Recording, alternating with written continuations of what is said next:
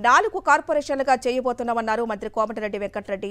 హైదరాబాద్ మహానగరంలో జనాభా 1.5 చేరటంతో 4 కార్పొరేషన్లుగా విభజిస్తామన్నారు.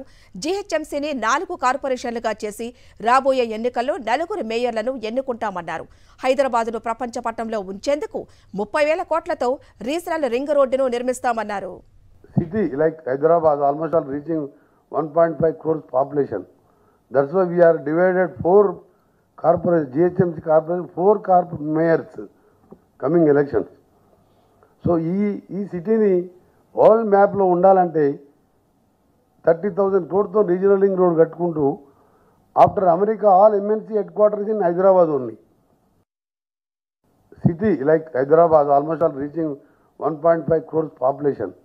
That's why we are divided 4 corporation, GHMC corporation, 4 mayors coming elections.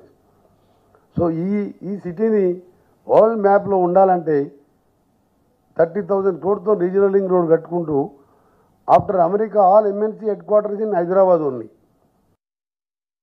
City like Hyderabad almost all reaching 1.5 crores population. That's why we are divided 4 corporation, GHMC corporation, 4 mayors coming elections. So ఈ సిటీని world మ్యాప్లో ఉండాలంటే 30,000 crores regional ring road కట్టుకుంటూ after America all MNC head quarters in Hyderabad only. City like Hyderabad almost all reaching 1.5 crores population. That's why we are divided 4 corporation, GHMC corporation, 4 mayors coming elections.